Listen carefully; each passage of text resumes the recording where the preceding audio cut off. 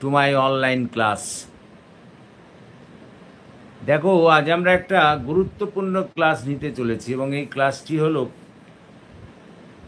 মাধ্যমিকের class, class 10। এবং আজকে আমরা একটি গুরুত্বপূর্ণ প্রশ্ন এখানে আলোচনা করব। একটি গুরুত্বপূর্ণ কবিতা পড়ব প্রথমে, প্রতিটা লাইনে তার ব্যাখ্যা করব এবং তারপর সেখান থেকে আমরা কিন্তু প্রশ্নোত্তর করব। Join the class immediately.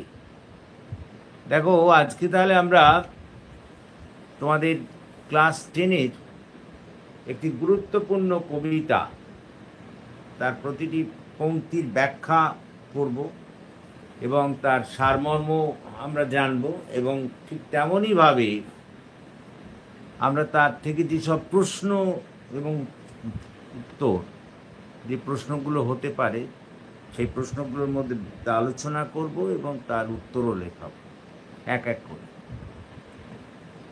সুতরাং জয়েন দ্য ক্লাস ইমিডিয়েটলি। আমি সায়ন। Very good. তাহলে আজকের এই ক্লাসটা হচ্ছে মাধ্যমিকের ক্লাস। মাধ্যমিকের আমরা একটা গুরুত্বপূর্ণ বিষয় আজকে আলোচনা করতে যাচ্ছি, তাই না? একটি কবিতা, এবং কবিতাটি হলো অস্ত্রের বিরুদ্ধে গান। আমরা অস্ত্রের বিরুদ্ধে গান কবিতাটি কবি জয় গোস্বামীর লেখা। তোমরা সবাই জানো, বাস্তববাদী কবি জয় গোস্বামীর লেখা অস্ত্রের বিরুদ্ধে গান।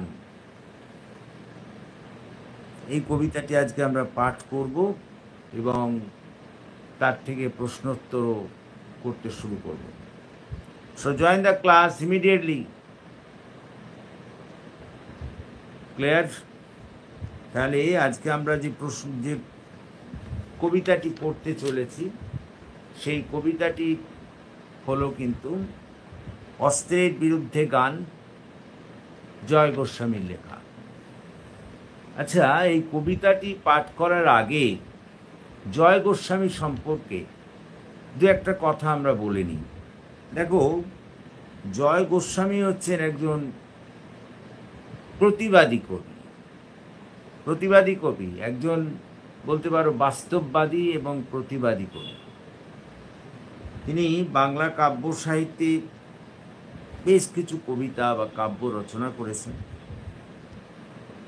তো তার একটি কাব্যগ্রন্থ আছে, কাব্যগ্রন্থটির নাম হলো পাতার পোশাক।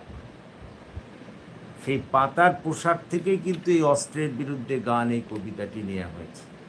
1997 সালে ওই কবিতাটি প্রকাশিত হয়, ওই কাব্যটি প্রকাশিত হয় এবং ওই কাব্যেরই অর্থাৎ পাতার পোশাক কাব্যগ্রন্থেরই একটি উল্লেখযোগ্য কবিতা হলো কিন্তু এই অস্ত্রের বিরুদ্ধে গান। তো এখন দেখো, আজ আমরা প্রথমেই এই অস্ত্রের বিরুদ্ধে গান কবিতাটির প্রতিটি লাইন, প্রতিটি পংক্তি ব্যাখ্যা করব। তাহলে এটুকু আমরা জানলাম যে তার এই অস্ত্রের বিরুদ্ধে কবিতাটি নেওয়া হয়েছে তারই একটি বিখ্যাত কাব্যগ্রন্থ। কাব্যগ্রন্থটির নাম হলো পাতার পোশাক। 1997 সালে যেটি প্রকাশিত হয়েছে, সেই কাব্যগ্রন্থ থেকেই এই অস্ত্রের বিরুদ্ধে গান কবিতাটি নেওয়া হয়েছে। আর একটু আগেই তোমাদের বললাম যে কবি বাস্তববাদী কবি, একজন তিনি প্রতিবাদী কবি। কোনো অন্যায়কে সহ্য করতে পারেন না। যা কিছু অন্যায় দেখেন, যা কিছু অশুভ দেখেন, তার প্রতিবাদ করেন। আমরা দেখব এখানেও তার কোনো ব্যতিক্রম তিনি ঘটাননি। এখানেও তিনি প্রতিবাদী, তার যে সত্তা, তার পরিচয় আমরা এখানে পাব। ক্লিয়ার? এসো আমরা প্রতিটা লাইনের ব্যাখ্যা করি। প্রথমে we will explain it line by line, তারপরে কিন্তু আমরা তার থেকে প্রশ্নোত্তর লিখব। So join the class immediately. আমরা প্রথমেই বলি অস্ত্রের বিরুদ্ধে গান। অস্ত্রের বিরুদ্ধে মানে তোমরা তো জানো, অস্ত্র বলতে হাতিয়ার যাকে আমরা বলি, সেই হাতিয়ার বা অস্ত্রের বিরুদ্ধে কবি এখানে গানের কথা বলেছেন। আমরা আগে লাইন বাই লাইন ব্যাখ্যা করে নিই, তারপর সমস্ত মর্মার্থ এবং সব কিছু ব্যাখ্যা করব। কি বলছেন শোন, অস্ত্র ফেলো, অস্ত্র রাখো পায়ে। অর্থাৎ অস্ত্র ফেলে দাও, ত্যাগ করো, ওকে পায়ে রেখে দাও। অর্থাৎ কি, অর্থাৎ ওকে নিও না, অস্ত্র হাতে নিও না, হাতিয়ার হাতে নিও না, ওটাকে ফেলে দাও, পায়ের কাছে ফেলে দাও। অর্থাৎ বর্জন করো। পায়ে রাখো, রাখো পায়ে মানে হচ্ছে অস্ত্র বর্জন করো, অস্ত্রকে ফেলে দাও, অস্ত্রকে বর্জন করো। আমি এখন হাজার হাতে পায়ে এগিয়ে আসি, উঠে দাঁড়াই, হাত নাড়িয়ে বুলেট তাড়াই, গানের বর্ম আজ পড়েছি গায়ে। খুব সুন্দর লাইন, আমি প্রত্যেকটা লাইন ব্যাখ্যা করি। দেখো, আমি এখন হাজার হাতে পায়ে এগিয়ে আসি। কবি জানেন এই পৃথিবী থেকে যুদ্ধ বা অস্ত্র এইসব ত্যাগ করাতে গেলে একা সম্ভব নয়। ওই জন্যে হাজার হাজার মানুষকে সঙ্গে নিতে চেয়েছেন, অস্ত্র ত্যাগ তাদেরও তিনি করতে বলেছেন। এগিয়ে আসি, উঠে দাঁড়াই, হাত নাড়িয়ে বুলেট তাড়াই। ওই সমস্ত ঐক্যবদ্ধ জনতাকে নিয়ে যুদ্ধ বা অস্ত্রকে থামানোর জন্য আমি প্রতিজ্ঞাবদ্ধ হই। গানের বর্ম আজ পড়েছি গায়ে। অর্থাৎ অস্ত্র ত্যাগ করেছি, পরিপূর্ণভাবে গানের দ্বারা নিজেকে আবৃত করেছি। অর্থাৎ বলতে চাইলেন, আমি অস্ত্র নেব না, অস্ত্রকে ত্যাগ করব। পৃথিবীকে অস্ত্রমুক্ত করার জন্যে সবাইকে সঙ্গে নিয়ে ওই অস্ত্রের বিরুদ্ধে আমরা কিন্তু এগিয়ে যাব। এবং আমরা সেটা করব কি করে? গানের বর্ম।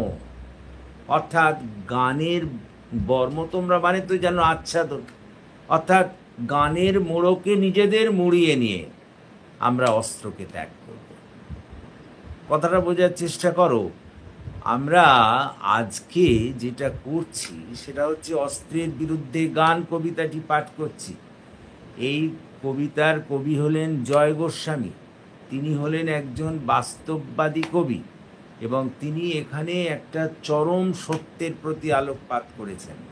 তিনি দেখছেন যে সারা বিশ্বের বিভিন্ন স্থানে অস্ত্রের ঝনঝনানি, যুদ্ধ, হিংসা এইসব দেখছেন, যেটা তিনি মোটেই পছন্দ করেন না, এটা প্রতিবাদ করেন। সেই জন্য বলছেন যে অস্ত্র ফেলে দাও, অস্ত্র ত্যাগ করো। এবং তিনি শুধু একা নয়, বলছেন আমি হাজার হাজার মানুষকে নিয়ে ঐক্যবদ্ধ হয়ে এই অস্ত্র ত্যাগ করে এগিয়ে আসি। এবং যারা অস্ত্র হাতে নেয় তাদের আমি থামাই। অর্থাৎ অস্ত্রের বিরুদ্ধে আমি তাদেরকে জাগিয়ে তুলি। এবং তারপর বলছেন গানের বর্ম পড়েছি গায়ে। কিভাবে করব এই অস্ত্রকে ত্যাগ? নিজেকে গান দ্বারা আচ্ছাদিত করেছি, মানবতার গান। অস্ত্র তো মানবতার বিরোধী, অস্ত্র তো হিংসা প্রতিমূর্তি, অস্ত্র তো মানুষে মানুষে ভিন্নতা সৃষ্টি করে।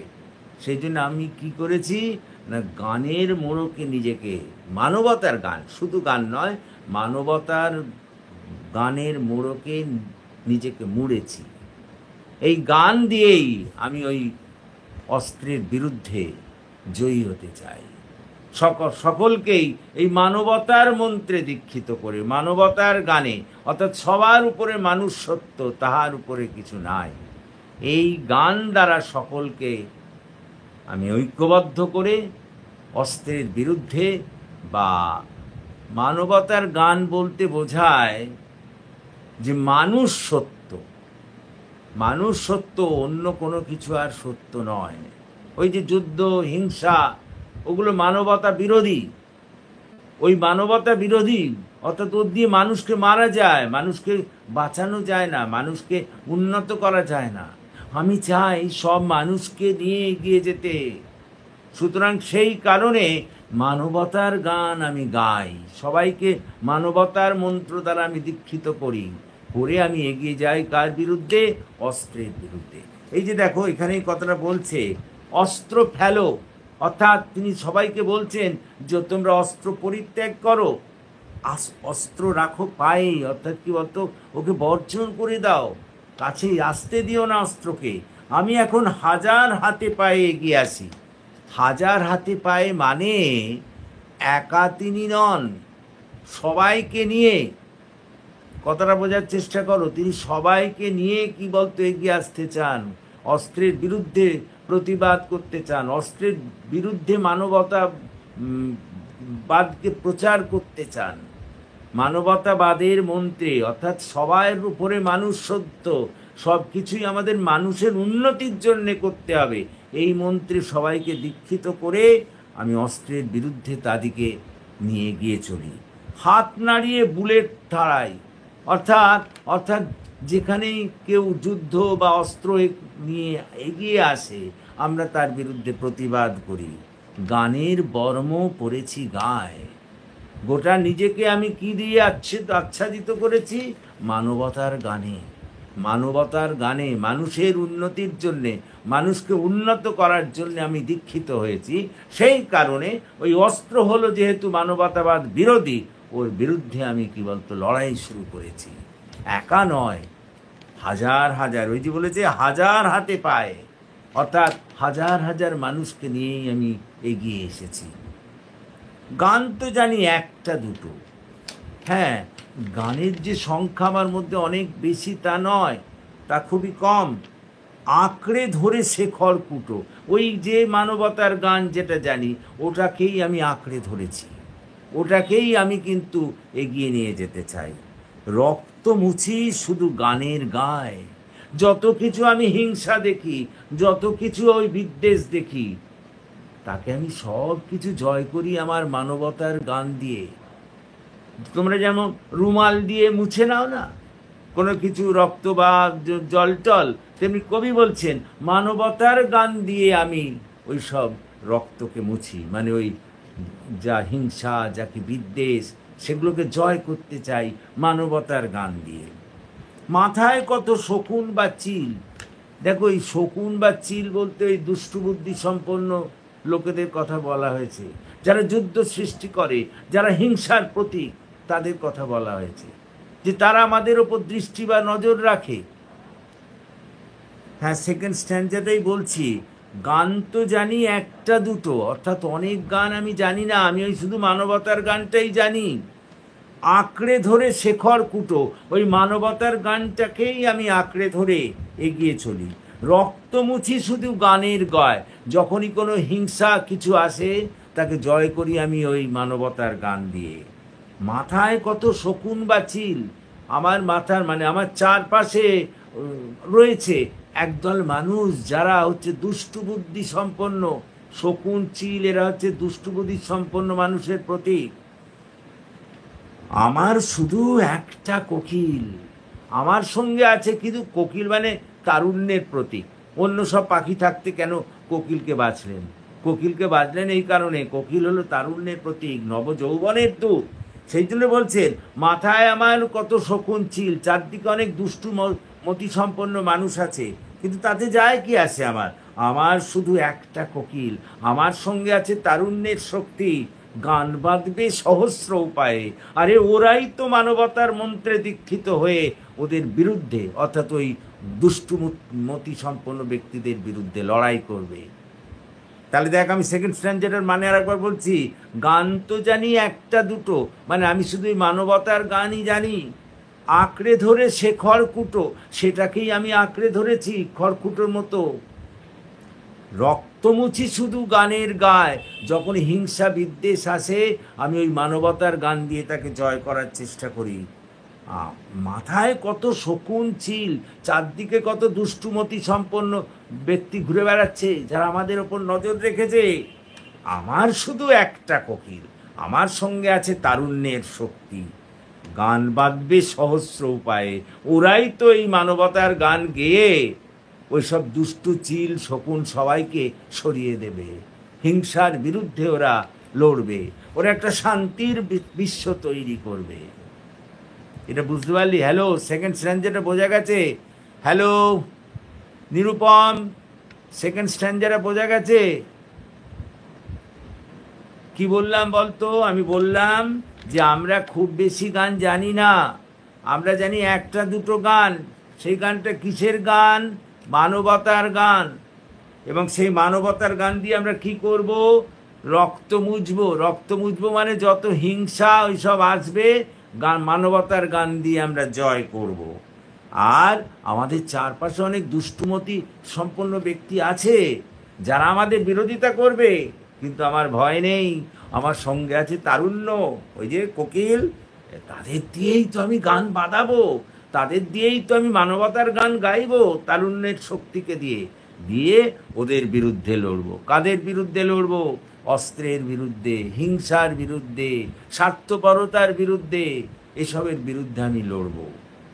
তারপর কি বলছে দেখো, অস্ত্র রাখো, অর্থাৎ অস্ত্র তেল রেখে দাও, অস্ত্র ফেলো পায়, ওকে কি বলতো, নিচে সরিয়ে দাও, বর্ম খুলে দেখো আদুর গায়ে। আহা, যত কিছু তোমার মধ্যে অশুভ আছে, যত কিছু সংকীর্ণতা আছে, সব ঝেড়ে ফেলে দাও আদুর গায়ে, মানে খালি গায়ে। অর্থাৎ দেখো, আমাদের মধ্যে তো নানা ধরনের কি বলতো, মানে লোভ, লালসা, হ্যান ত্যান সব কিছু আছে, সব ত্যাগ করে দাও। ত্যাগ করে দিয়ে তুমি কি করো? তুমি শুধু মানবতার মন্ত্রে দীক্ষিত হও। স্বার্থপরতা, হিংসা সব কিছু ছেড়ে দাও, দিয়ে মানবতার মন্ত্রে দীক্ষিত হও। গান দাঁড়ালো ঋষি বালক। আহা, ওই গান তখন একদম শুদ্ধ পবিত্র হয়ে যাবে। এবং কার মতো হবে? ঋষি বালকের মতো পবিত্র। মাথায় গোজা ময়ূর পালক। যেন এখানে ওই কৃষ্ণের দোতনা এনেছেন, আমাদের যে রাখাল রাজা কৃষ্ণ, তাই নয় কি? হ্যাঁ, তার মাথায় সবসময় একটা ময়ূর পালক এরকম মেয়ে থাকতো গো। তো বলছেন, যদি তুমি গান গাও, সেই মানে মানবতার গান গাও, তাহলে সেই গান হয়ে যাবে একবারে ওই ঋষি বালকের মতো পবিত্র। তারপর কি হয়েছে? তোমায় নিয়ে বেড়াবে গান, এবং ওই গান তোমাকে নিয়ে চতুর্দিকে বেড়াবে। নদীতে দেশ গায়, ওই গান তোমাকে সঙ্গী করে নিয়ে বেড়াবে, মানবতার মন্ত্র সবার মধ্যে ছড়িয়ে দেবে।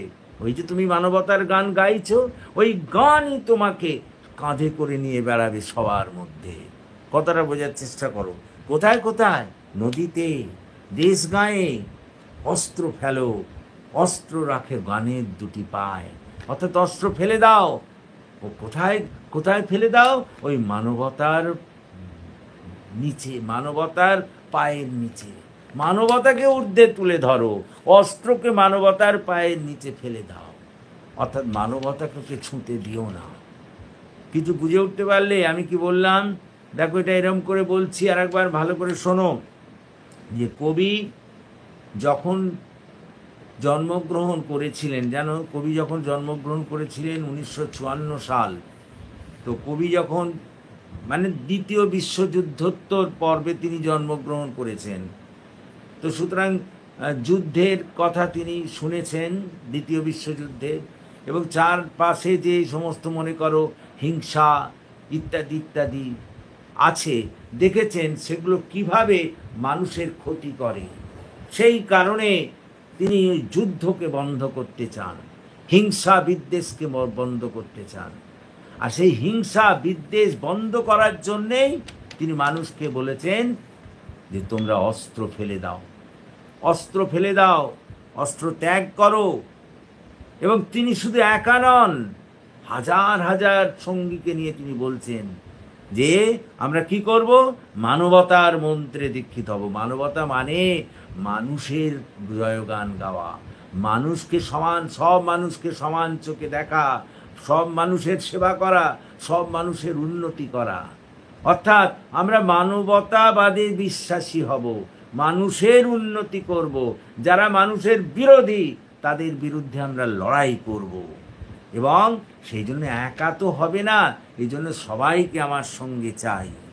এবং আমরা তখন যদি কোনো ওই বন্দুক বা ওই যুদ্ধ এগিয়ে আসে, আমরা সবাই মিলে তার বিরোধিতা করব। এই যে হাত নাড়িয়ে বুলেট তাড়াই, তার মানে আমরা হাজার হাজার হাতে পায়ে এগিয়ে আসব এবং সবাই মিলে ওই হিংসার বিরোধিতা করব। গানের বর্ম পড়েছি গায়ে। আহা, আমরা যে মানবতার মন্ত্রে দীক্ষিত হয়েছি, মানুষকে উন্নত করার জন্যে, মানুষকে বাঁচানোর জন্য, সব হিংসার বিরুদ্ধে আমরা কিন্তু লড়াই করব। এটুকু বোঝা গেল ফার্স্ট স্ট্যান্জাটা? হ্যালো, আমাকে একটু ফিডব্যাক দে, নাহলে কি করে হবে? ফার্স্ট স্ট্যান্জাটা বুঝতে পারলি? যে কবি সবাইকে নিয়ে মানবতার বাদকে তুলে ধরার জন্যে, মানুষের উন্নতি করার জন্যে যুদ্ধের বিরুদ্ধে লড়তে চান। কার বিরুদ্ধে লড়তে চান? যুদ্ধের বিরুদ্ধে, হিংসার বিরুদ্ধে লড়তে চান। ক্লিয়ার? এবার পরের স্ট্যান্জাটা 2 নম্বরটা দেখ। গান তো জানি একটা দুটো, আমি অনেক গান জানি না, আমি তো শুধু একটাই গান জানি, যে গান বলে সবার উপরে মানুষ সত্য, তাহার উপরে কিছু নাই।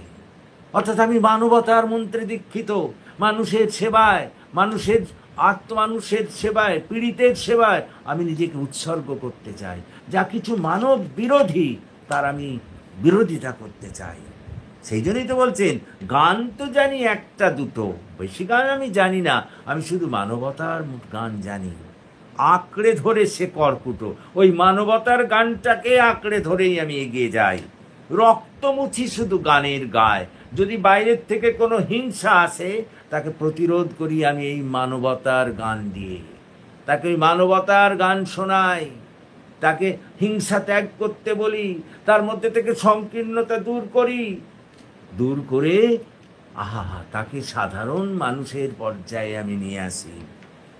মাথায় কত শকুন বাছিল, আমার চারপাশে কত দুষ্টুমতি সম্পন্ন বাজে লোক আছে, যারা আমার ওপর তীক্ষ্ণ দৃষ্টি রেখেছে, তাতে আমার কাঁচকলা কিছু যায় আসে না, কারণ আমার শুধু একটা কোকিল। আরে আমার সঙ্গে আছে তারুণ্যের শক্তি, আমার সঙ্গে আছে হাজার হাজার তরুণ, গান বাঁধবে সহস্র উপায়ে, ওরা সবাই মানবতার গান গাইবে। সুতরাং শকুন চিলে আমাদের কিছু ক্ষতি করতে পারবে না। কথা বলছেন কবি। দেখ যে আমি গান একটা দুটোই জানি, সেটা হচ্ছে মানবতার গান, সেটাকেই আঁকড়ে ধরেছি এবং সেটা নিয়েই এগিয়ে চলেছি। যদি তার বিরোধী কেউ আসে, কোনো হিংসা আসে, আমি ওই মানবতার গান দিয়ে তাকে শোধন করব, তাকে তার সব সংকীর্ণতা দূর করে তাকে সাধারণ মানুষের সঙ্গে মিলিয়ে দেব।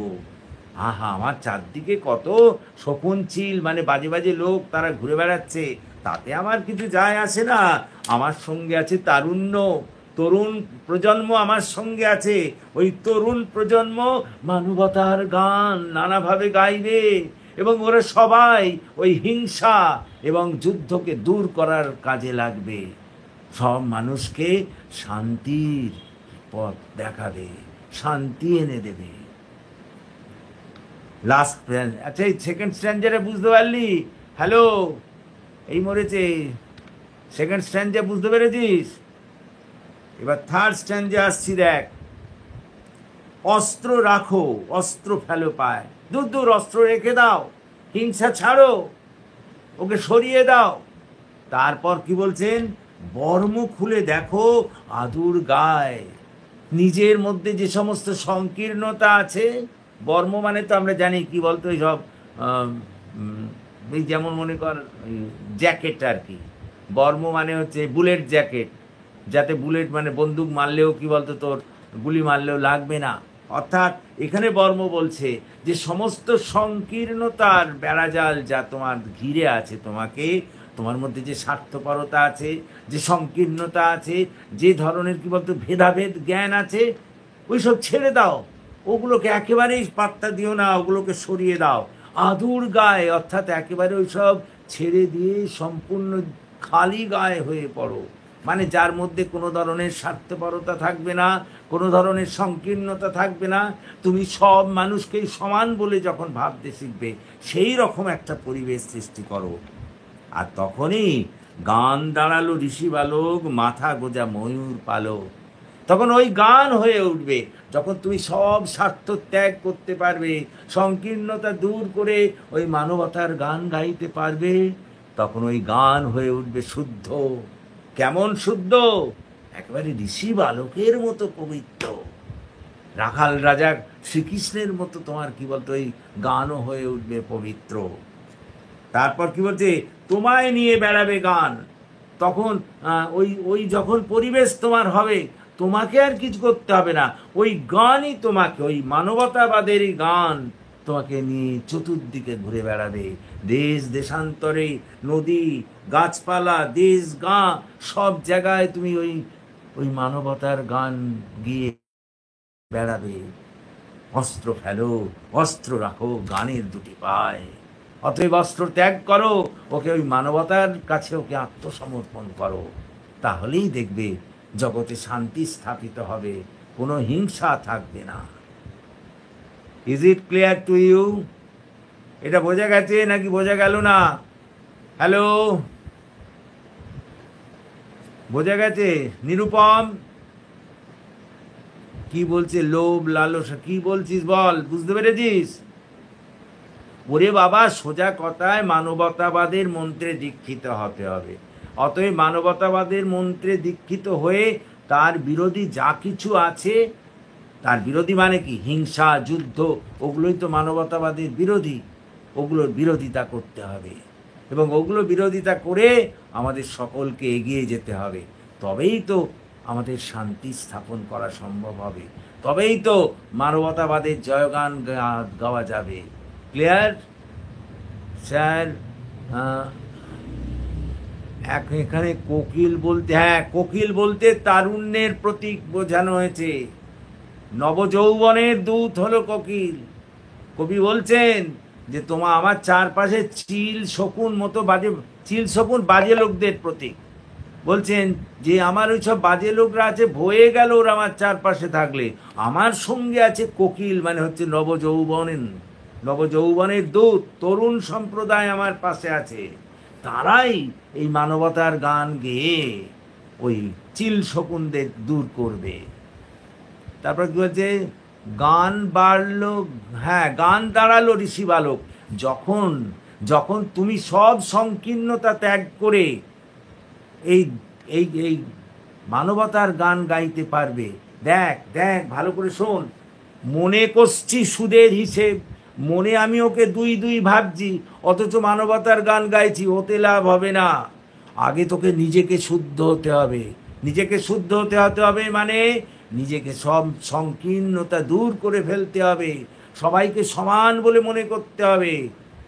তারপরে যদি মানবতার গান গাও, তখন সেই গান সে ওই ঋষি বালকের মতো শুদ্ধ পবিত্র হয়ে উঠবে। কথা বোঝার চেষ্টা কর। গান দাঁড়ালো ঋষি বালক, মাথায় গোজা ময়ূর পালক, তখন গান হয়ে উঠবে ওই রাখাল রাজা কৃষ্ণের মতো পবিত্র। কৃষ্ণকে যেমন পবিত্র বলি আমরা, ঠিক তেমন তখন ওই গান পবিত্র হবে। কখন বল?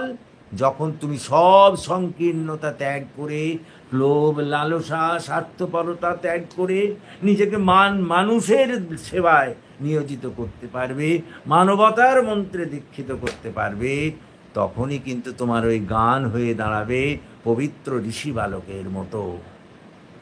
ক্লিয়ার? এবং তখন তোমার ওই গানই তোমাকে নিয়ে বেড়াবে চতুর্দিকে। ওই গানের ওপর ভিত্তি করেই তুমি দেশ দেশান্তর ঘুরে সব মানুষের সঙ্গে মিলেমিশে একাকার হয়ে যাবে। এবং তখন ওই যে বললাম, সবার উপরে মানুষ সত্য, তাহার উপরে নাই, এই কথা প্রচার করে, এই কথা সকলের মধ্যে বিলি করে, হিংসা, দেশ, অশান্তি দূর করে একটা শান্তির পীঠস্থান তৈরি করতে পারবে। Is it clear? গান দাঁড়ালো ঋষি বালক মানে বুঝতে পেরেছিস? যখন তুই তোর সব সংকীর্ণতা, সব অশুভ জিনিস ত্যাগ করে একেবারে নিজেকে পরিপূর্ণভাবে ওই মানবতার মন্ত্রে দীক্ষিত করতে পারবি, তখন ওই মানবতার গান হয়ে উঠবে পবিত্র ঋষি বালকের মতো। এটা মানে তাই, ওই গান দাঁড়ালো ঋষি বালক যেটা বলেছি সেটার মানে তাই। ক্লিয়ার? বোঝা গেছে? হ্যালো, কোন জায়গাটাকে বুঝতে পারছিস না বল? Very good. আর কে কোথায়? পরিষ্কার করে বল আমাকে। ডোরেমান, ডোরেমান কোন জায়গা বুঝতে পারছিস না বল। নিরুপম বিশ্বাস, হ্যাঁ sir clear. Super clear, very good, very good. এইবার আমরা এখান থেকে যে কোশ্চেন আছে সেই কোশ্চেনগুলো নিয়ে আলোচনা করি। খুব ভালো করে শোন আমাকে। দেখ, বাস্তববাদী কবি, বাস্তববাদী কবি এখানে যেসব বিষয়, জয় গোস্বামী এখানে যেসব দিকগুলোর প্রতি অঙ্গুলি সংকেত করেছেন সেগুলো আমি এক এক করে বলি ভালো করে। এখান থেকে প্রশ্ন যেগুলো হয়, যেমন মনে কর প্রথম প্রশ্ন হতে পারে যে কবি কেন অস্ত্র ত্যাগ করতে বললেন, কিসের জন্যে, কিসের জন্যে হঠাৎ করে কবি অস্ত্র ত্যাগ করতে বললেন? কি এমন হলো যে তিনি অস্ত্র ত্যাগ করতে বললেন? কতটা বোঝার চেষ্টা কর যে হঠাৎ কি এমন হলো যে কবি সকলকে অস্ত্র ত্যাগ করার কথা বললেন। এই একটা প্রশ্ন হতে পারে। 2 নম্বর প্রশ্ন যেটা হতে পারে যে কবি এই কবিতায় বারবার শুধু বলেছেন যে দেখো এই অস্ত্র ফেলো, অস্ত্র ফেলো। কতবার বলেছেন তার কোনো ঠিক নেই। অস্ত্র রাখো, অস্ত্র ফেলো। কথাটা বোঝ। কেন কেন তিনি এই বিষয়টার উপরে বিশেষ গুরুত্ব দিয়েছেন?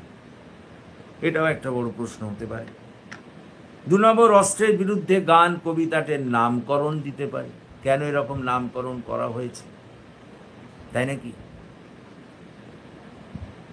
4 নম্বর যে প্রশ্নটা এখান থেকে হয়, এখানে এই কবিতার মধ্যে দিয়ে কবির যে বাস্তববাদিতা বা যে যা মানবতাবাদিতার যে পরিচয় আমরা পাই তা নিজের ভাষায় আলোচনা করো।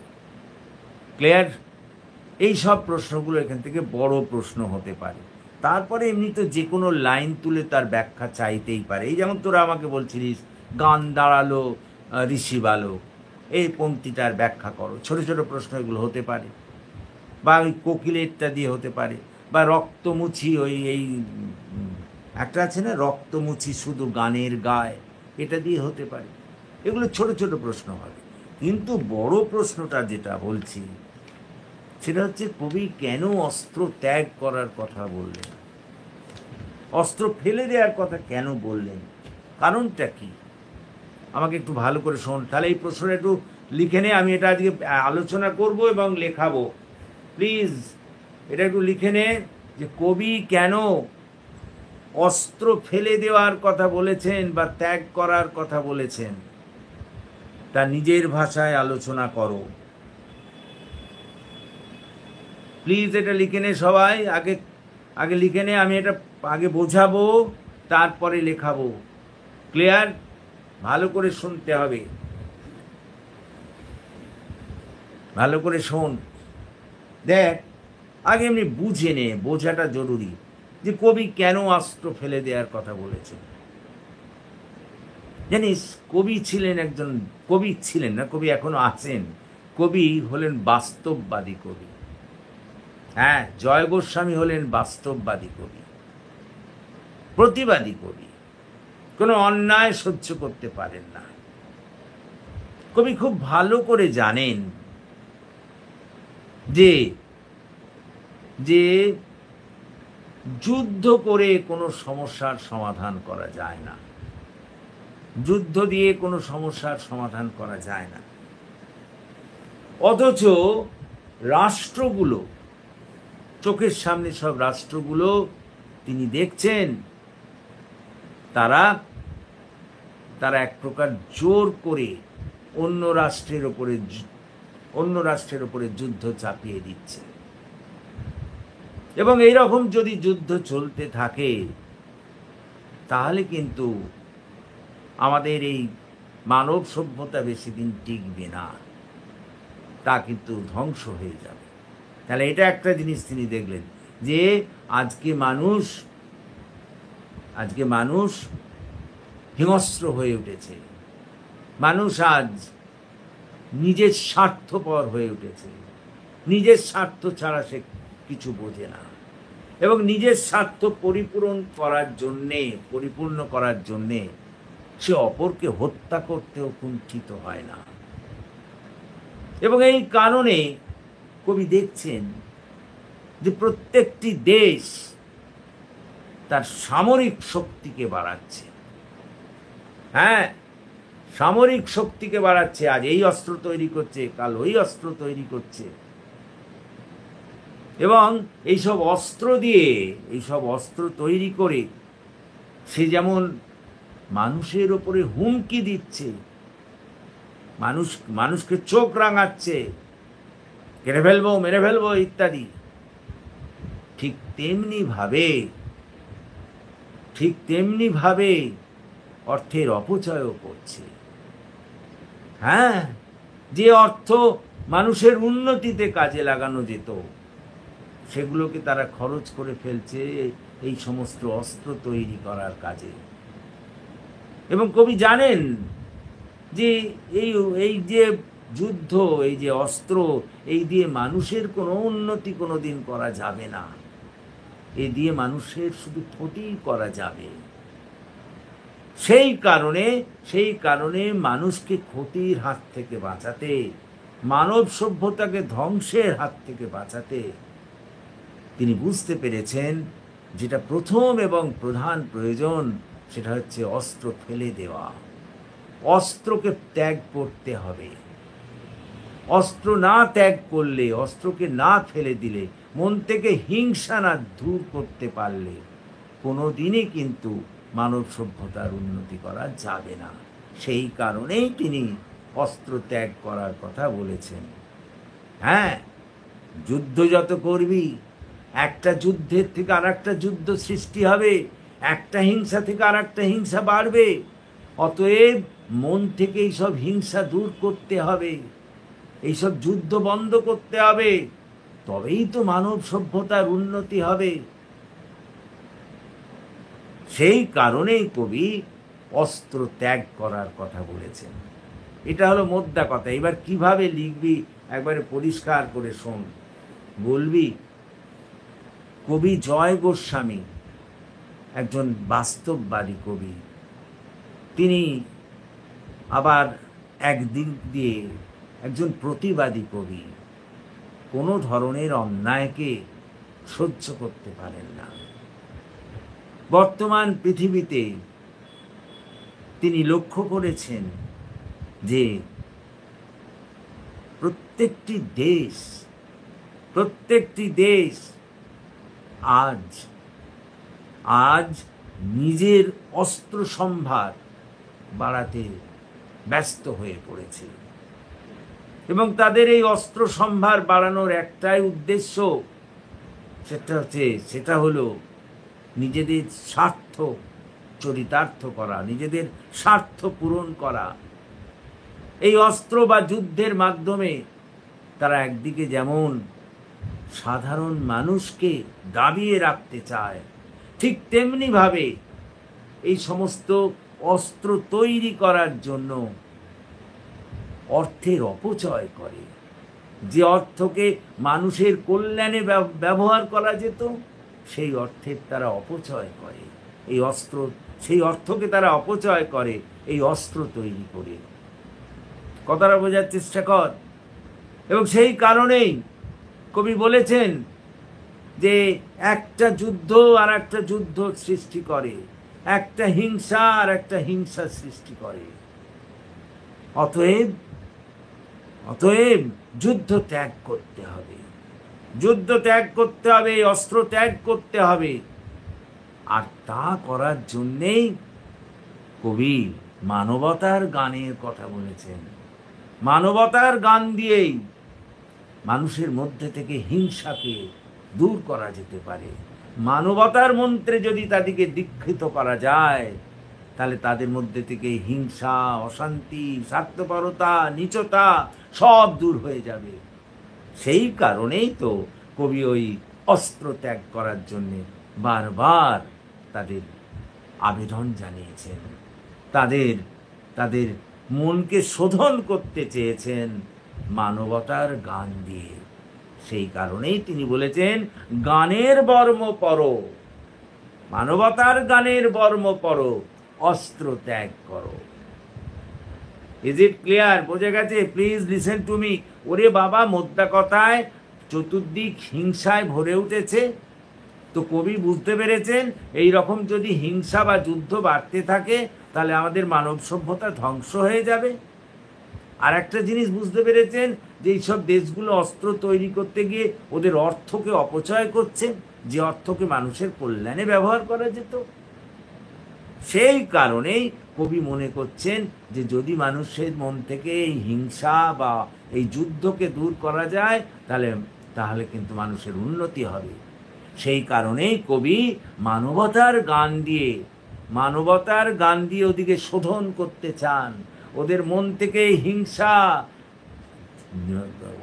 ভেদাভেদ এইসব দূর করে দিয়ে ওদিকেও মানবতাবাদের পূজারি করতে চান। সেজন্যেই তো প্রাথমিক শর্ত হিসেবে ওদের অস্ত্র ত্যাগ করার কথা বলছেন। ওরে তোরা অস্ত্র ত্যাগ কর, মানবতার জামা পর, মানবতাবাদের গান গা। সেই গান তোদিকে শুদ্ধ করে দেবে, আর হিংসা যুদ্ধ আসবে না। গোটা পৃথিবীটা তখন শান্তির প্রতীক হয়ে দাঁড়াবে। আর সেই কারণেই তিনি বারবার বলেছেন অস্ত্র ত্যাগ করতে। Is it clear? বুঝতে পেরেছিস কিনা বল? ওই হ্যালো যা, আর বুঝতে পারছি না বোধহয়। আমি যে এই যে প্রশ্নটার উত্তর আলোচনা করলাম, বুঝতে পেরেছিস? কোথায় গেল সব? নিরুপম, শুভম, হ্যাঁ এই তো, ভেরি গুড, হ্যাঁ স্যার পুরো ক্লিয়ার। ডোরেমান কোথায় গেল? পালিয়েছে? যা। এসা কোথায়? এসা নেই। ওয়ার ইজ এসা? এসা নেই। সৌম্যজিৎ আছিস?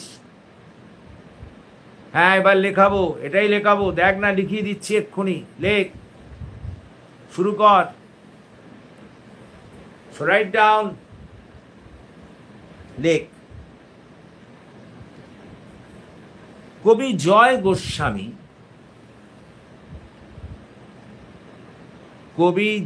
গোস্বামী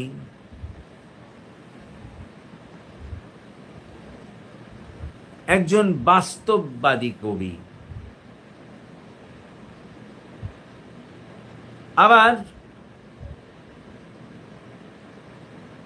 আবার একই সঙ্গে তিনি একজন প্রতিবাদী কবি।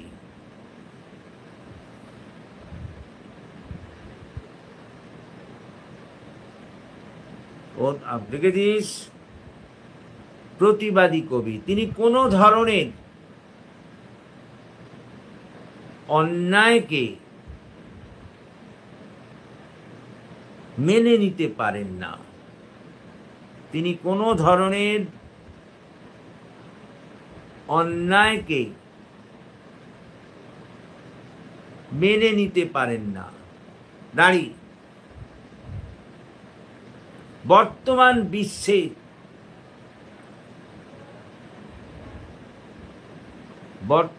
বিশ্বে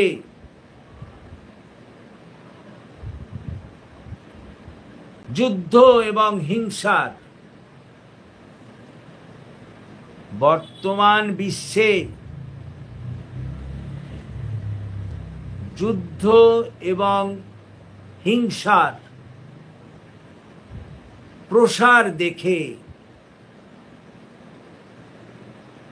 তিনি ব্যথিত হয়ে উঠেছেন।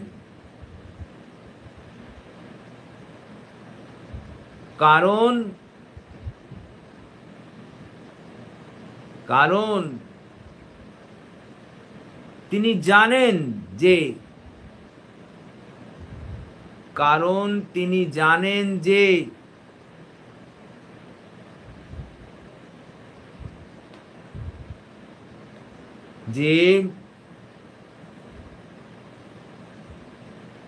এই যুদ্ধ বা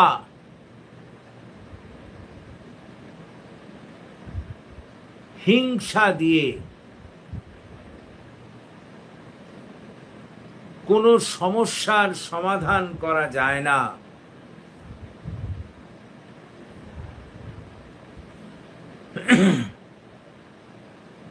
এই হিংসা অন্য একটা হিংসার জন্ম দেয়।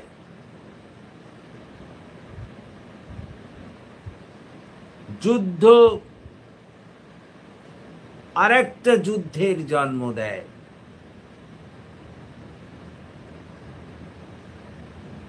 এভাবে যদি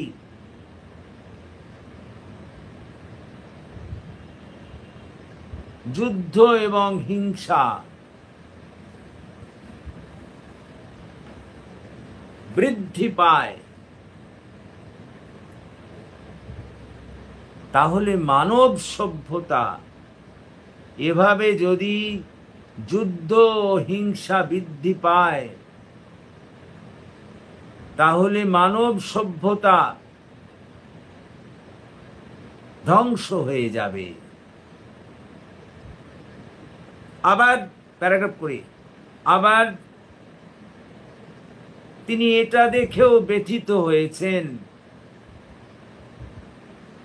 তিনি এটা দেখেও ব্যথিত হয়েছেন যে দেশগুলি আজ অস্ত্র প্রতিযোগিতায় নেমেছে। দেশগুলি আজ অস্ত্র প্রতিযোগিতায় নেমেছে।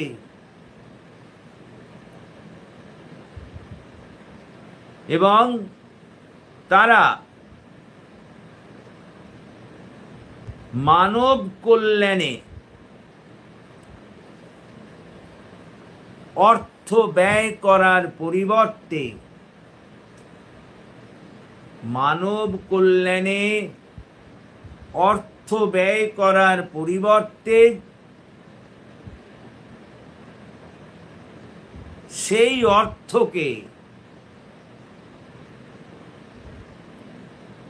অস্ত্র তৈরির কাজে, অস্ত্র তৈরির কাজে ব্যবহার করছেন বা অর্থের অপচয় করছেন।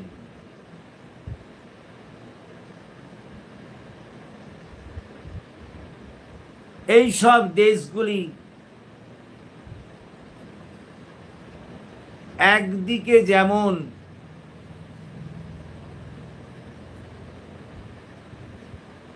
মানুষকে ভয় দেখাচ্ছে, ঠিক তেমনি ভাবে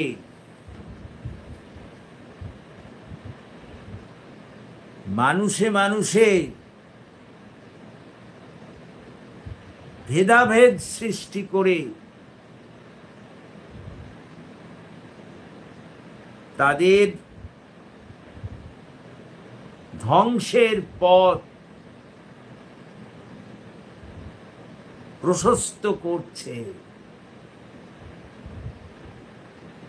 প্যারাগ্রাফ, কবি, বাস্তববাদী কবি বুঝতে পেরেছেন যে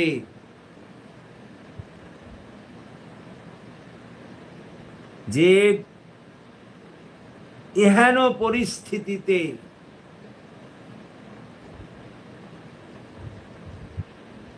মানুষকে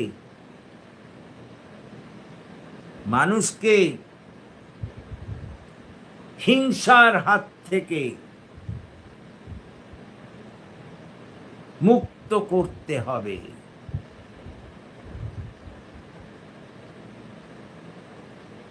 এবং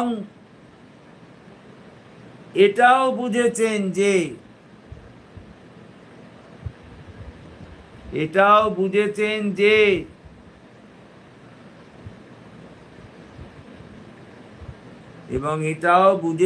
যে মানুষের মন থেকে হিংসাকে দূর করতে হলে অস্ত্রকে ত্যাগ করতে হবে। মানুষের মন থেকে হিংসাকে দূর করতে হলে অস্ত্রকে ত্যাগ করতে হবে। আবার আবার এই অস্ত্র ত্যাগ করার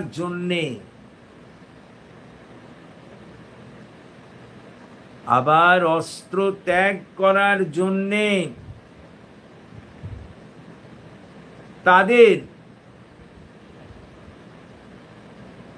তাদের শোধন করতে হবে। তাদের মন থেকে তাদের শোধন করতে হবে, তাদের মন থেকে হিংসাকে দূর করতে হবে।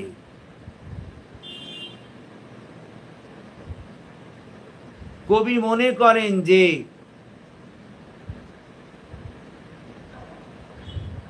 এই সব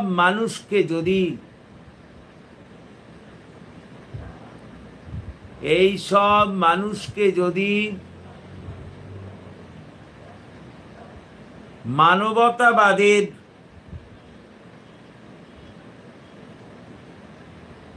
মন্ত্রে দীক্ষিত করা যায়, এই সব মানুষকে যদি মানবতার মন্ত্রে দীক্ষিত করা যায়,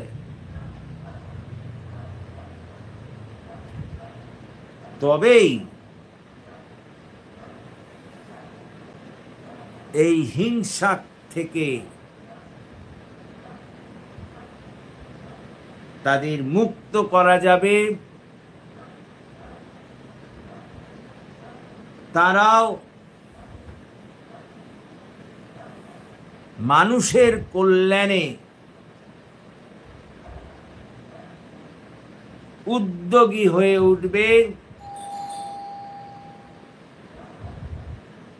মানুষের কল্যাণে উদ্যোগী হয়ে উঠবে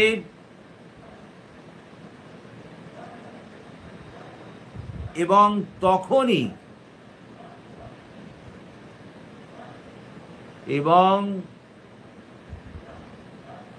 তখনই এই পৃথিবী হিংসা ও যুদ্ধের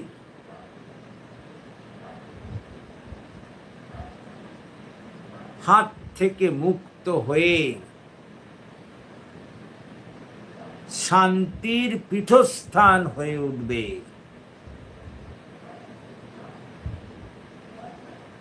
শান্তির পীঠস্থান হয়ে উঠবে। সেই কারণেই কবি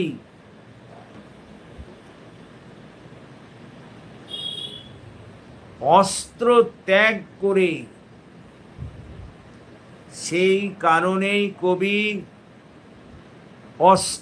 ত্যাগ করে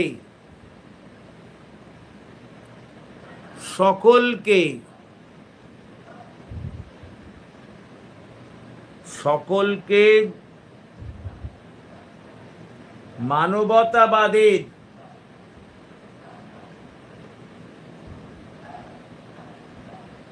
মন্ত্রে দীক্ষিত হওয়ার জন্য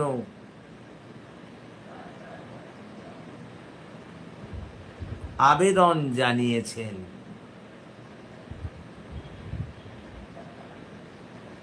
অর্থাৎ এক কথায়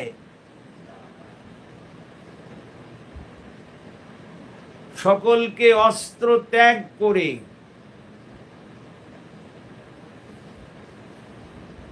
মানবতাবাদের মন্ত্রে দীক্ষিত হয়ে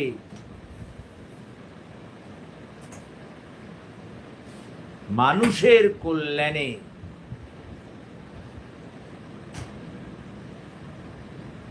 নিয়োজিত হওয়ার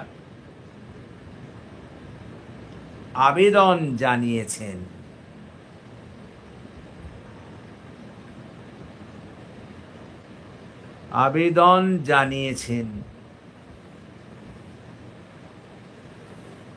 ক্লিয়ার?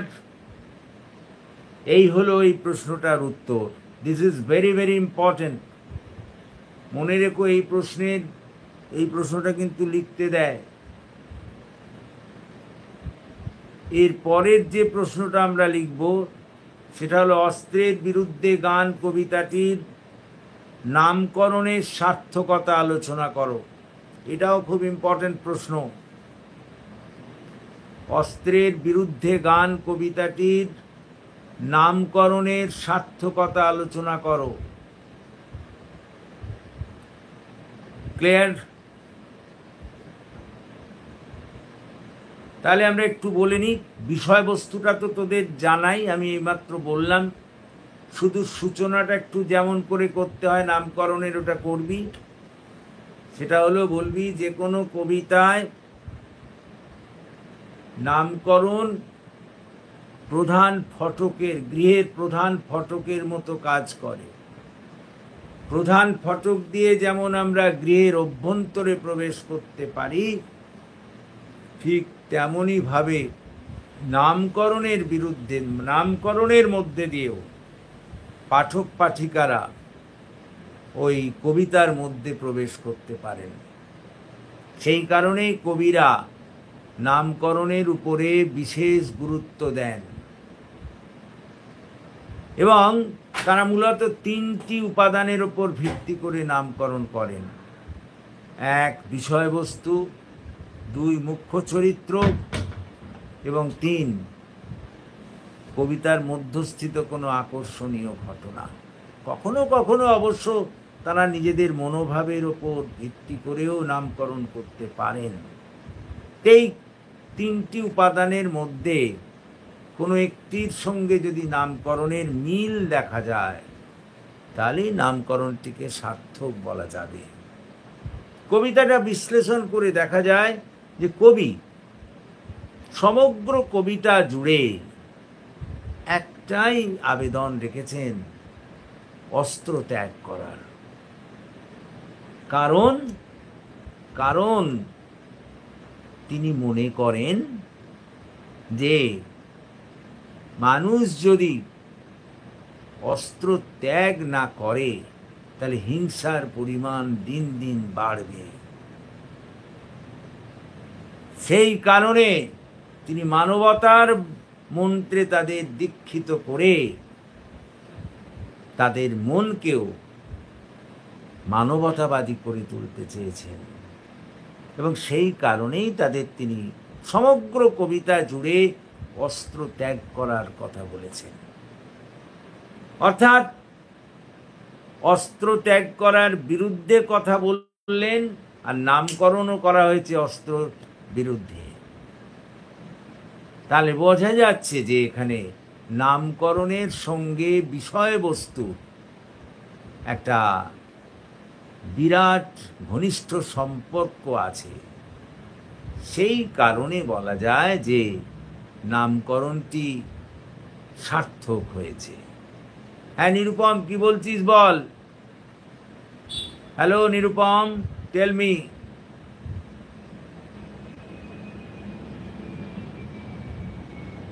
থ্রি মার্কের কিছু লেখান, এটা লিখে নে না একবারে। তাহলে এটা লিখে নিলে বড় প্রশ্ন তো দুটো হয়ে গেলেই হলো। 3 মার্কের প্রশ্ন অন্য দিন লেখাবো। কথাটা বুঝতে পারছিস? 3 মার্কের প্রশ্ন ওইগুলো হয় আর কি। ওই যে বলছিলাম গান দাঁড়ালো, ওই যে কৃষি বালক উক্তিটির ব্যাখ্যা, এরকম সব দেয়। এইটা লিখে নে, এটা লিখে নেওয়ার পর তারপরে ওইগুলো লিখবো। ক্লিয়ার? লেখ। অস্ত্রের বিরুদ্ধে গান কবিতাটির নামকরণের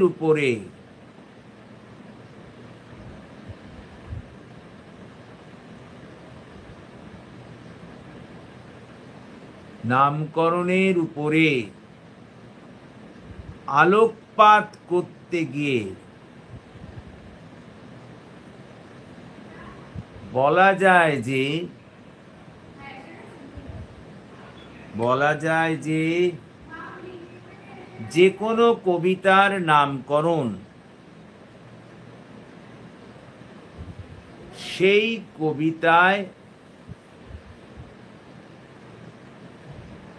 গৃহের প্রধান ফটকের মতোই কাজ করে। গৃহের প্রধান ফটকের মতোই, গৃহের প্রধান ফটকের মতোই কাজ করে। দাঁড়ি প্রধান ফটক দিয়ে যেমন খুব সহজে, প্রধান ফটক দিয়ে যেমন খুব সহজে গৃহে প্রবেশ করা যায়,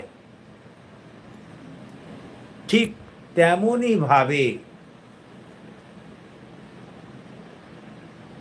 নামকরণের মধ্যে দিয়েও পাঠক পাঠিকারা খুব সহজেই কবিতার মধ্যে প্রবেশ করতে পারেন। এই কারণে কবিরা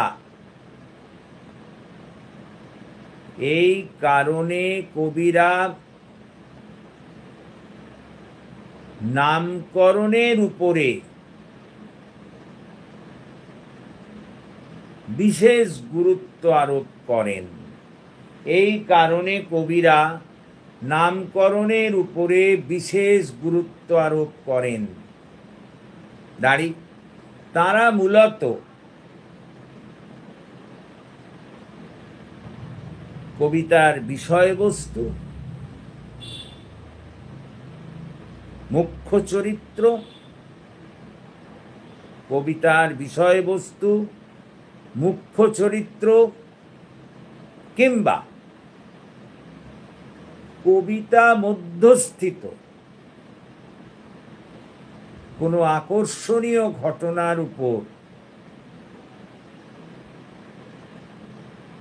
ভিত্তি করে নামকরণ করে থাকেন। অবশ্য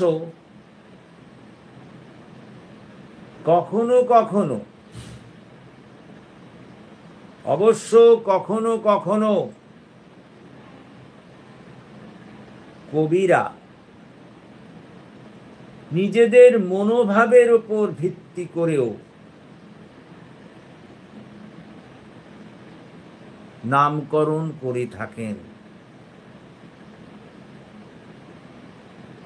প্যারাগ্রাফ, এই কবিতার নামকরণ সার্থক হয়েছে কিনা এটির সদুত্তর দিতে গেলে কবিতাটি বিশ্লেষণের প্রয়োজন আছে। দাঁড়ি কবিতাটি পাঠ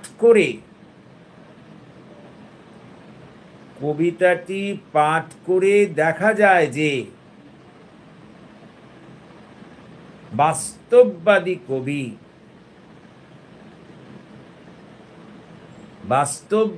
কবি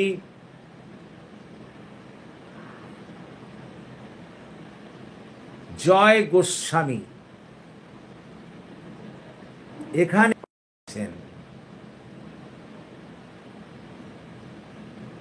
এবং তিনি বোঝাতে চেয়েছেন যে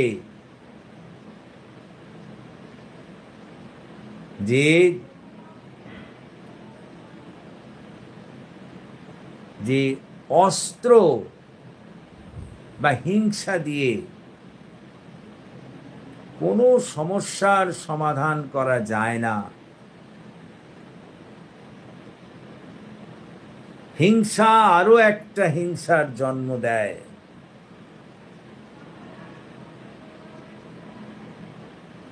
সেই কারণে তিনি বুঝতে পেরেছেন মানুষের মন থেকে হিংসাকে দূর করতে হবে। আর সেটা করার জন্যে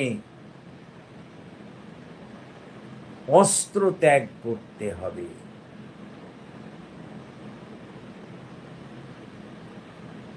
সেটা করার জন্যে অস্ত্র ত্যাগ করতে হবে। প্যারাগ্রাফ কবি আরো বুঝতে পেরেছেন যে একমাত্র মানুষকে যদি মানবতাবাদী গানের দ্বারা প্রভাবিত করা যায়, তবেই একমাত্র মানুষের মন থেকে হিংসা দূর হবে এবং তখনই সে অস্ত্র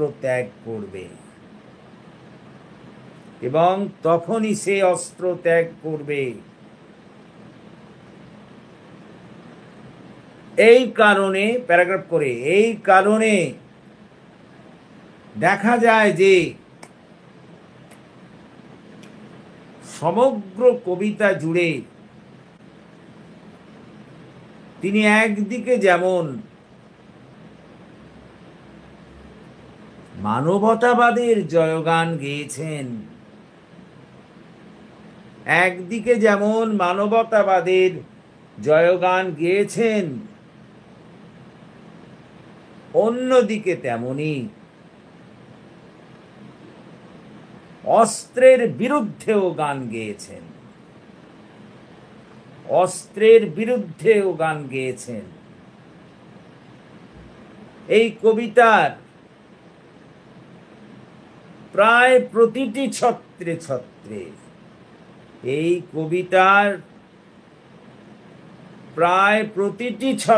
ছত্রে তিনি অস্ত্রের বিরোধিতা করেছেন, অস্ত্র ত্যাগ করার কথা বলেছেন, তথা অস্ত্রের বিরুদ্ধে গান গেয়েছেন।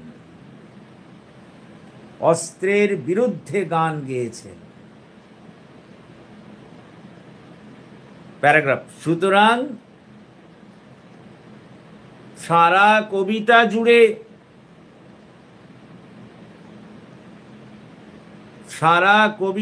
জুড়ে অস্ত্রের বিরুদ্ধে গান গেয়েছেন এবং কবিতার নামকরণও করেছেন অস্ত্রের বিরুদ্ধে গান। সারা কবিতা জুড়ে অস্ত্রের বিরুদ্ধে গান গেয়েছেন এবং কবিতার নামকরণও করেছেন অস্ত্রের বিরুদ্ধে গান। স্বাভাবিকভাবে এখানে দেখা যায় যে কবিতার নামকরণের সঙ্গে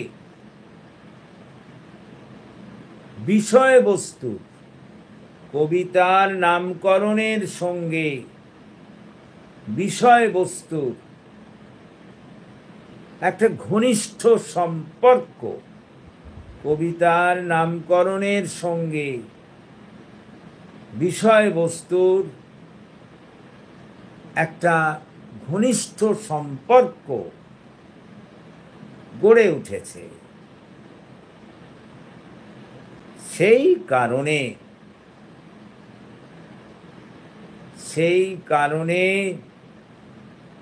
বলা যায় যে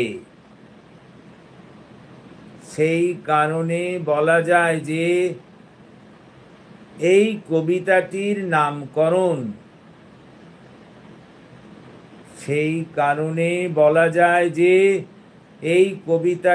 নামকরণ যথাযথ, সার্থক এবং তাৎপর্যপূর্ণ হয়ে উঠেছে। যথাযথ, সার্থক এবং তাৎপর্যপূর্ণ হয়ে উঠেছে। That's all. হ্যাঁ হ্যাঁ, কালকে বাক্যটা করাবো, রাইট? আগামীকাল বাক্যটার পরিবর্তন যে আমরা শিখছিলাম, সেই বাক্যের পরিবর্তন অসমাপ্ত রয়ে গেছে, সেই বাক্যের পরিবর্তনটা কালকে আমরা শিখব। ক্লিয়ার? No problem. কালকে আমরা বাক্যের যে অন্যান্য বাক্যের যে গঠন মানে পরিবর্তনের নিয়ম আছে সেগুলোকে করাবো। হ্যাঁ, 4 নম্বর কোশ্চেনটা কি বলছিলেন, মানে বুঝলাম না স্যার। 4 নম্বর কোশ্চেনটা কি বলছিলেন? বলবো এখন, এগুলো তো পরে আরও তোদের বলবো এই সমস্ত। কালকে এখন আগে বাক্যটার পরিবর্তন করাই কালকে, তারপরে আবার এই যে বাকি যে প্রশ্নগুলো রইল করিয়ে দেবো। ক্লিয়ার? এই প্রথম প্রশ্নটা কিন্তু খুব ইম্পর্টেন্ট, যে কেন বারবার তিনি অস্ত্র ত্যাগ করার কথা বলেছেন, তাই নাকি? আর নামকরণ, মোদ্দা কথা এই দুটো পড়ে রাখলেই না তুই অন্য সব প্রশ্ন এখান থেকেই লিখতে পারবি। একটাই তো কথা, অস্ত্র ত্যাগ করো, মানবতার গান গাও, এই তো কথা, এর মধ্যে তো আর কিছু নেই। শুধু এই দুটো কথাই, একটা অস্ত্রের বিরুদ্ধে গান আর একটা মানবতার গান। মানবতার গান দিয়ে অস্ত্র ত্যাগ করাতে বলছেন। ক্লিয়ার?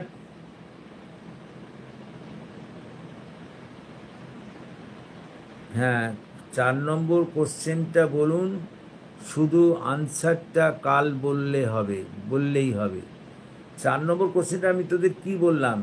একটা বললাম তো অস্ত্র ত্যাগ করার কথা কেন বলেছেন, 2 নম্বর বললাম হচ্ছে নামকরণের সার্থকতা, আর 3 নম্বর বললাম যে ওই বিভিন্ন যে এগুলো দিয়েছেন, উপমাগুলো দিয়েছেন।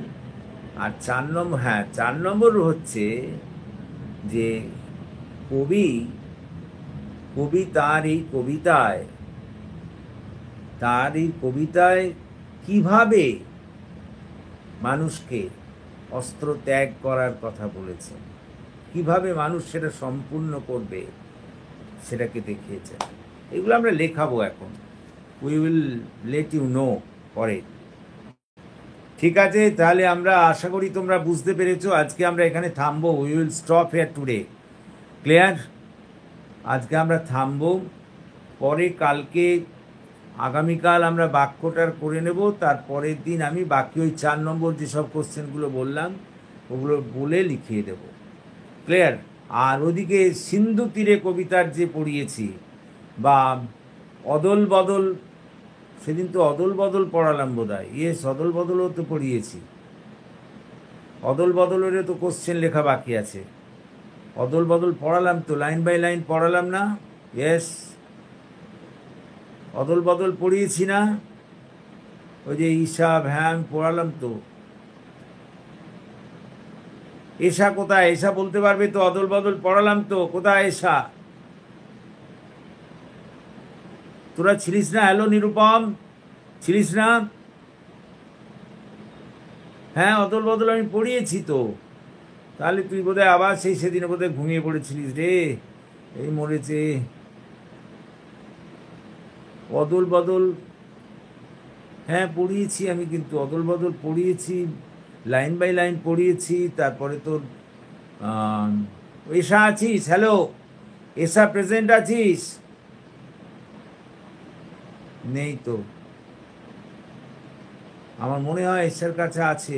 অদল বদল পড়িয়েছি আমি ক্লাসে, এতেই পড়িয়েছি। ঠিক আছে, আমরা এখানে থামবো আজকে। হ্যাঁ, আশা করি তোমরা এগুলো সব বুঝতে পেরেছো, এবং যদি বুঝতে পারো, এই তো আমাদের পিকাচু এসে হাজিরা দিয়েছে।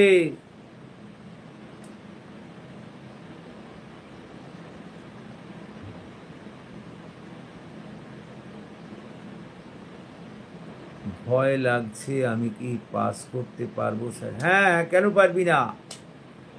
অবশ্যই পারবি, ভয় করলে হবে পিকাচু?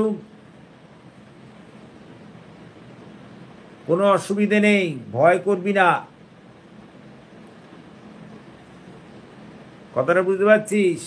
ভয় করবি না, হয়ে যাবে, কোনো অসুবিধে নেই। আমি বলবো এখন কিভাবে ভয় জয় করবি। স্যার, আজকে একটা 5 নম্বরের কোশ্চেন মুখস্থ করতে পুরো দিন চলে গেল আমার, ভয় লাগছে। আমি কি কেন এরকম, এমন কি 5 নম্বর করতে মুখস্থ করে সারাদিন যাবে কেন?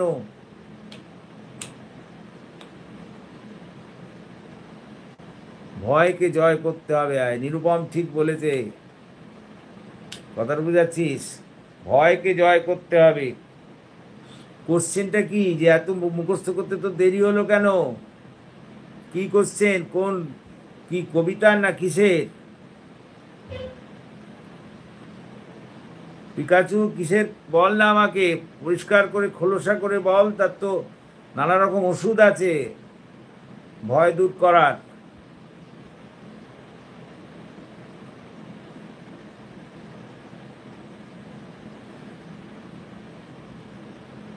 এই তো ক্যালকাটা ইউনিভার্সিটির ওদের ওড টু আটম আমরা করলাম।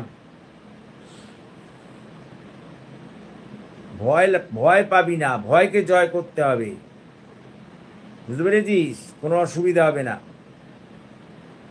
ঠিক আছে, আজকে আমরা থামি এখানে, পরে কথা বলবো পিকাচু তোর সঙ্গে এই ব্যাপারে। আর ঠিক মতো ক্লাসগুলো কর। এই মাধ্যমিকের যেসব এই নিরুপমও মাঝে মাঝে ক্লাস কামাই করে ফেলিস। আমরা একদিন দীপালি সংঘ বলে ইতিহাসের একটা ক্লাস করছিলাম, সেদিনও তুই ছিলিস না। দীপালি সংঘ আর একটা কি যেন করলাম, সেদিনও তুই you are absent on that day. ওই দিন তুইও অ্যাবসেন্ট ছিলিস। আর এই এসা মেয়েটায় কখন যে আসে কখন যে যায় আমি জানি না, একে নিয়ে আরও সমস্যা।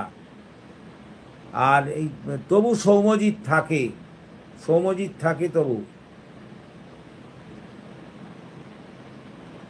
হ্যাঁ, একটা ক্লাস অ্যাবসেন্ট ছিলিস।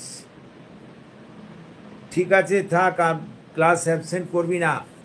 ওকে, আমরা একটা টার্গেট নিয়ে ছুটছি, ওই টার্গেটটা আমাদের ছুতে হবে। ক্লিয়ার? সেই টার্গেট ছুতে গেলে তোদের প্রেজেন্সটা দরকার। আমি না সব সময় কিছু একটা টার্গেট, সামনে একটা টার্গেট রাখি, সেই টার্গেট রেখে এগিয়ে যাই। আর সেখানে টার্গেট তো আমাকে রাখলে শুধু হবে না, এর জন্য তোদেরও তো দরকার। I need your cooperation. তোদের নিয়েই তো এগিয়ে যাব। ক্লিয়ার? ওকে, ঠিক আছে, আজকে আমরা থামলাম। We are stopping here today. তো আশা করি তোরা বুঝতে পেরেছিস, এবং প্লিজ আমাদের এই ক্লাসের কথা সব বন্ধুবান্ধবদের মধ্যে শেয়ার কর, তাদেরও যোগদান করতে বল। এবং একই সঙ্গে তোদের আমি তো বলেছি যে মাই মটো ইজ টু স্প্রেড এডুকেশন। আমার তো একটাই লক্ষ্য, সেটা হচ্ছে কি বলতো, শিক্ষার প্রসার ঘটানো। ক্লিয়ার? সুতরাং আমরা যেখানে থামি। So thank you for watching and listening. So good night to all of you.